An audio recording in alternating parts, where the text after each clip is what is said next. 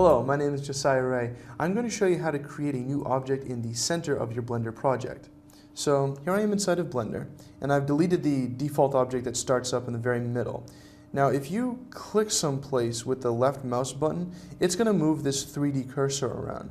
And the 3D cursor is something that's sort of proprietary to Blender, and it's going to determine where your new objects get created. So let's hold down Shift A and select Mesh Cube. And so obviously this cube is not in the center of the project here. It's been created around the 3D cursor. So we'll undo that. And to get the cursor back to the very middle, we're going to hold down Shift C, and it snaps the cursor back to the very middle of your project.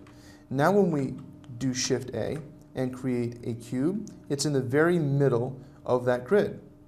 So there you go. That's it's really the simplest, easiest way to get a new object to appear in the very middle of your Blender project.